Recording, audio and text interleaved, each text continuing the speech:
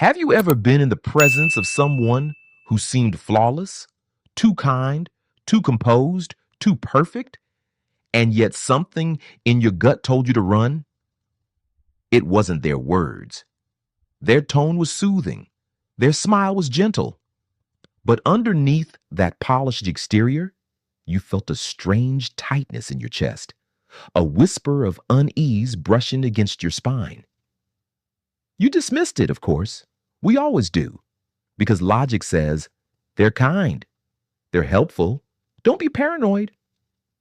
But Carl Jung would urge you to listen. He spent decades studying what lies beneath the surface of human behavior. What he discovered was chilling. The greatest psychological dangers rarely shout.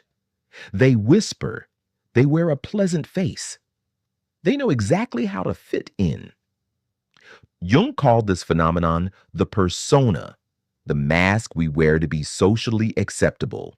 It's not inherently evil. We all have personas, but when a person becomes completely identified with this mask, when they forget who they are beneath it, the danger begins. Why? Because behind every perfect smile that never cracks, there may be a storm of repressed chaos. The more flawless the presentation, the more fractured the soul may be within, and your body, ancient and wise, picks up what your mind ignores. It detects microsignals, subtle mismatches between words and tone, between eyes and smile, between presence and energy. This is why you feel off around some people, even when they've done nothing wrong. Jung believed that these intuitive warnings were not flaws in our perception, but signs of deep unconscious intelligence. We are wired to survive psychological predators, even if they wear the face of virtue. So the next time your skin crawls in the company of someone too perfect, remember this. Your discomfort is not rudeness. It's resonance. And sometimes the most dangerous people are the ones who never raise their voice, never break the rules, never make a mistake. Because they've buried their darkness so deeply, even they don't know it's there.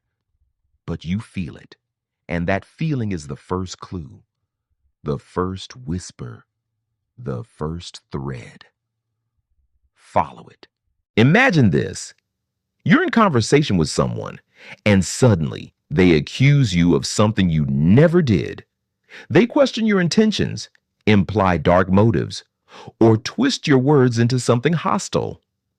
You're stunned. You replay the moment over and over, wondering, did I do something wrong?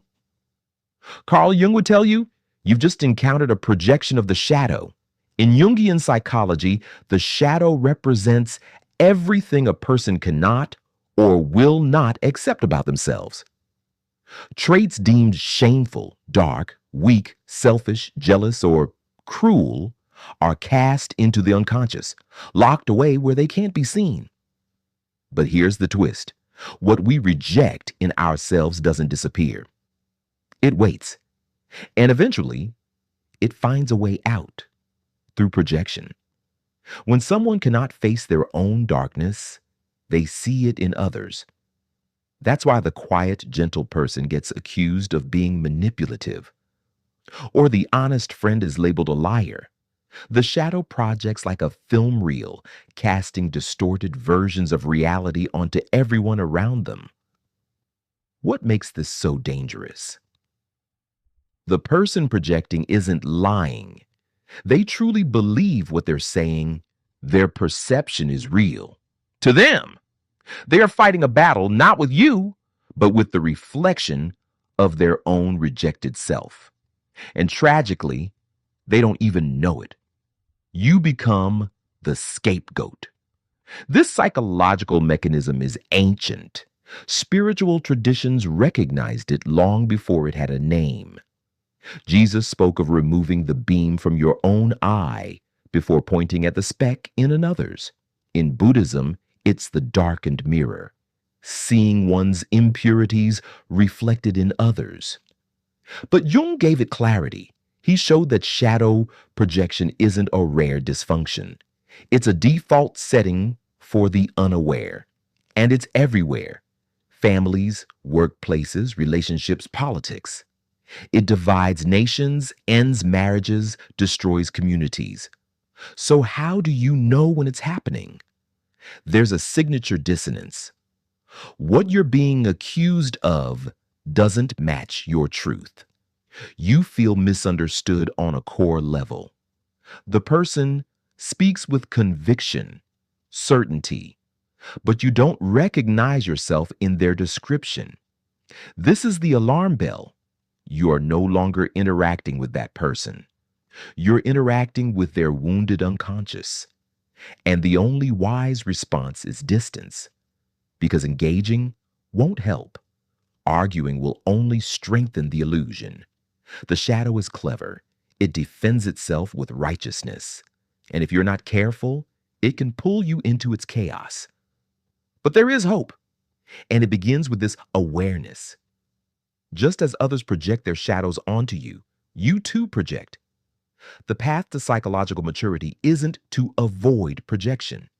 It's to notice it, to pause, to ask, is what I see in them also in me? This single question begins the process of integration. And the more shadow you own, the less shadow you throw. So the next time someone misjudges you with eerie certainty, remember, you're not crazy. You're just standing in someone else's darkness.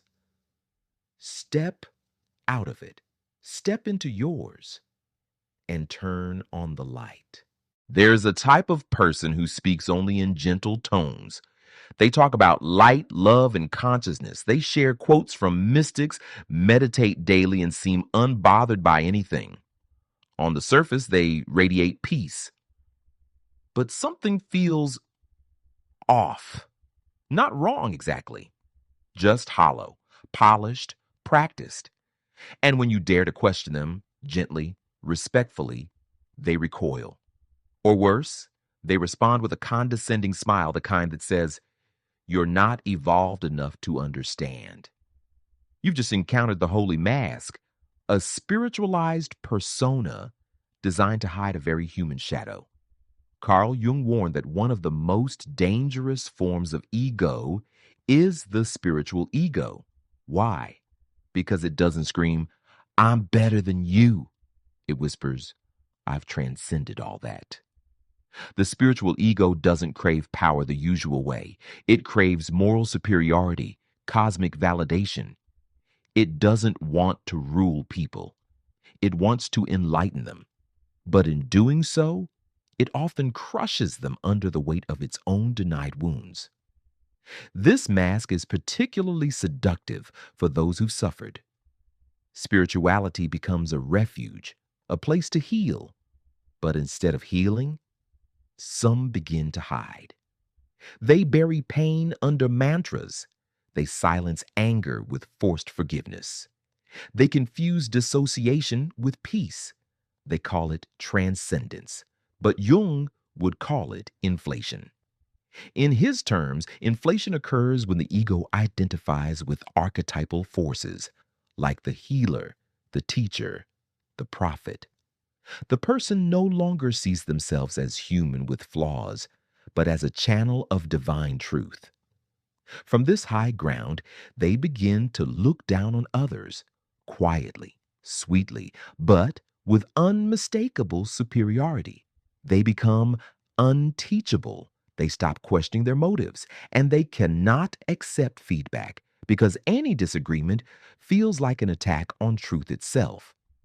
But the truth is this: beneath the holy mask is a hurting child, one who wasn't allowed to be angry, one who was shamed for their emotions, one who found in spirituality a costume so shiny that no one would ever see their pain again. Until someone does. Maybe you. Maybe you've seen through the holy mask before. Maybe you've worn it yourself. If so, take a breath. You're not bad. You're human. The goal of spiritual growth is not to float above life, but to live it fully, honestly, and courageously. That means getting messy, feeling the rage, facing the shame, crying the tears that your holy mask was designed to hold back. It means trading light and love for something far more real: integration. As the Zen masters say, before enlightenment, chop wood, carry water. After enlightenment, chop wood, carry water. The awakened ones are not the ones who shine. They're the ones who own their shadow while holding the light. So the next time someone speaks with absolute spiritual certainty, quoting Rumi while denying their resentment, listen closely. Not to their words, but to the space between them. And if you feel a quiet chill, trust it. Even angels cast shadows, especially the ones who claim not to. One day, you're talking to someone you know, your friend, your mentor, your partner. They smile, speak, respond just as they always have. But something has shifted. Their gaze is fixed. Their words feel scripted. Their presence distant yet overwhelming. It's as if you're no longer speaking to a person, but to a role. Carl Jung warned of this chilling transformation. He called it archetypal possession, when the ego is hijacked by one of the primordial forces of the collective unconscious. Archetypes are not stories. They are living patterns of energy that shape how we love, fight, lead, follow, and believe. The hero, the victim, the savior, the judge, the trickster. These are not just roles in a play. They are psychic magnets. And when the conscious self is too weak, too fragmented, too inflated, the archetype takes over. The person becomes a fragment of myth, animated by collective energy, powerful, but no longer fully themselves. You've seen this. A leader begins to speak like a prophet, not metaphorically, literally. Their words are grandiose, their certainty unshakable. They don't share ideas. They deliver commandments. They are no longer John or Sarah. They are the voice of truth. Or perhaps it's the victim archetype, someone who turns every moment into proof of their suffering. Every interaction becomes betrayal. Their identity fuses with their wounds. They no longer seek healing. They seek reinforcement of the story that they cannot be healed. This is possession, and it's terrifying, not just for others, but for the one possessed. Because the longer they remain identified with the archetype, the more the psyche destabilizes. Jung described it as being inflated by the gods. The ego cannot contain such force. It stretches, it fractures, and eventually it collapses. Ancient cultures knew this. Shamans trained for years to ride the spirit without losing themselves. In Zen, it's called Zen sickness, when spiritual practice unlocks transpersonal realms, but the ego isn't strong enough to integrate it. In Christian mysticism, it's diabolical deception, the soul mistaking its own voice for God. In modern terms, it's what happens when a person loses psychological grounding and becomes a mouthpiece for unconscious power. You'll know it by these signs: an eerie glow in their eyes, not wonder but intensity, a monolithic quality to their words, no nuance, no curiosity, just truth. An absence of humor. Archetypes don't laugh, they declare. And perhaps the most telling sign, they do not doubt themselves at all. But life without doubt is not certainty, it's possession. Now here's the danger. Archetypal possession can be wildly charismatic. People are drawn to certainty, especially in uncertain times. Leaders, gurus, influencers, those possessed by archetypes often rise fast. They radiate conviction, they command attention, but behind the shine is collapse waiting. Because every archetype has a shadow. The savior contains the tyrant. The warrior hides the destroyer. The judge holds the executioner. And when the person identifies too long, too fully, the dark polarity erupts, shocking everyone, especially themselves. They say, I don't know what came over me. Jung knew. The archetype came over you. So how do you protect yourself? First, by recognizing you too have archetypes within. They are part of your psyche. They empower you, but they are not you. You are the container, not the content. Second, beware of moments when you feel untouchable, when you believe you've arrived, when others begin to follow and you enjoy it too much. That's when the archetype knocks. And finally, learn the art of returning from the hero back to the human, from the teacher back to the student, from the voice of light back to the silence of your own soul. Because the most powerful person is not the one possessed by a role. It is the one who can wear the mask and then take it off. Have you ever wondered why some people always end up in the same kind of relationship, the same betrayal, the same heartbreak? Different faces, same script. You hear them say, why does this always happen to me? And perhaps in your quietest moments, you've asked it too. Carl Jung had an answer, and it wasn't fate. It wasn't coincidence. It was the unconscious. He called it the compulsion to repeat, an invisible force that drives us to recreate the very wounds we've never healed. Not because we want to suffer, but because we are trying unconsciously to resolve the unresolved. But healing never happens through repetition. It happens through awareness. When trauma is unprocessed, especially early trauma, it doesn't disappear. It shapes us. It wires our expectations of love, trust, and identity. It becomes the mirror through which we see the world, a distorted mirror, one that makes healthy love feel boring, makes chaos feel like home.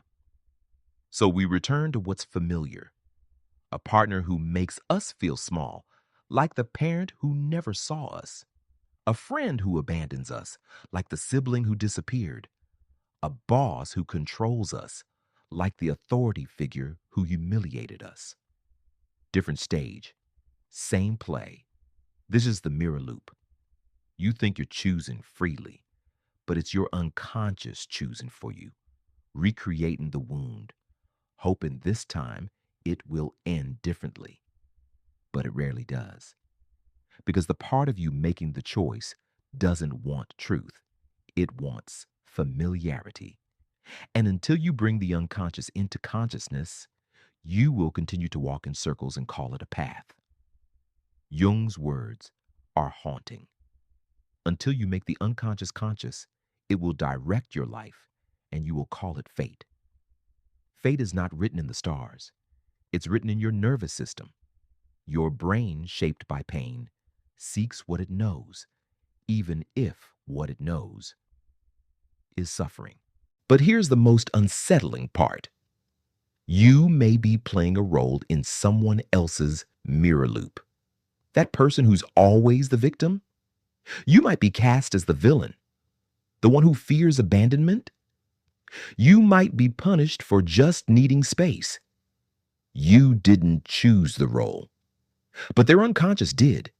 And unless you recognize it, you may act it out. That's why awareness is more than healing. It's protection. The signs are subtle, but they repeat. Emotional déjà vu. Relationships that escalate too quickly or fall apart predictably. Feeling punished for things you didn't do, but someone else once did. When this happens, pause. Ask not, what's wrong with me, but what am I reenacting? Whose story am I in? That question is a mirror, and sometimes it cracks the loop, because once you see the pattern, you are no longer inside it. You are above it. And from there, you can make a new choice, A partner not because they feel familiar, but because they feel true. A decision not from fear, but from clarity. A life not scripted by wounds, but authored by awareness. This is what Jung meant by individuation, the process of becoming whole. It doesn't mean perfect. It means no longer driven by ghosts, no longer cast in invisible roles, no longer compelled to repeat. It means you are writing the script now, and the story is finally yours. You've seen the signs, the shadow behind the smile, the truth buried beneath spiritual masks, the grip of archetypes, the painful loops we keep walking. You've stood in the fire of realization and felt the chill of knowing that not all that shines is light, and not all that wounds is evil. So now comes the most important question. What do we do with all of this? Carl Jung never promised easy answers. He didn't offer steps or quick hacks. He offers something harder and more liberating: integration. To integrate the shadow is to face what you've denied, not to destroy it, not to shame it, but to welcome it home. It means sitting with the parts of yourself that make you cringe: the jealousy, the rage, the manipulative tendencies, the need to be liked, the secret desire for control. It means saying, yes, this is me too. And in that radical act of honesty, something miraculous happens. The shadow loses its grip. Because what we repress controls us. What we face frees us.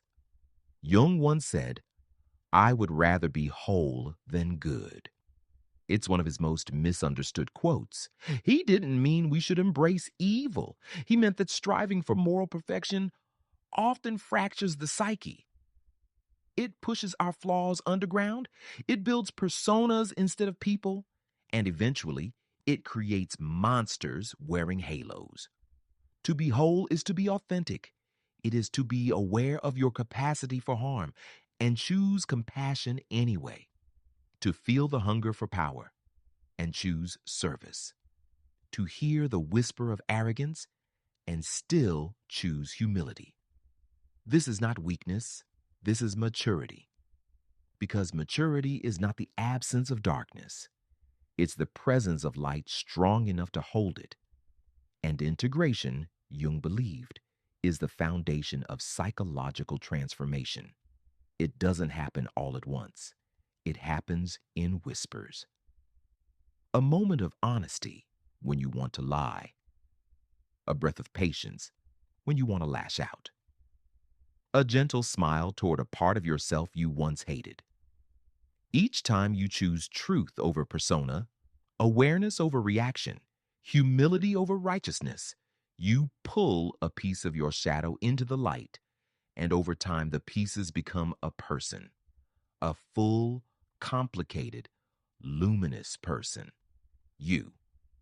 But this path is not linear. There will be days you fall back into the loop, days when the shadow wears your face, days when you lose yourself in a role. That's okay. Integration is not perfection. It's practice. It's noticing when you're out of alignment and returning. It's pausing when you're about to project and reflecting. It's forgiving yourself when you fail and trying again. And over time, something shifts. You begin to feel a different kind of power. Not the power of performance, not the power of persuasion, but the power of presence. You become a person who can hold space for yourself and for others. You stop needing to be the good one, the right one, the awakened one. You become someone who simply is grounded, real, awake, and that presence heals. It doesn't preach, it doesn't perform. It radiates truth, and people feel it. Because shadow work, when truly embraced, doesn't make you superior. It makes you safe. Safe to be around, safe to disagree with, safe to be human next to. That is rare and that is sacred. So if you've made it this far through discomfort, realization, collapse, and reflection, then you're already walking the path. Keep going, not toward perfection, but toward wholeness. And know this: your shadow is not your enemy. It is your deepest teacher. It holds the keys to your power, your passion, your purpose. When integrated, it doesn't sabotage, it serves. It becomes fuel, it becomes wisdom, it becomes you. And in a world of personas and performance, you, dear soul, will be something unforgettable, real,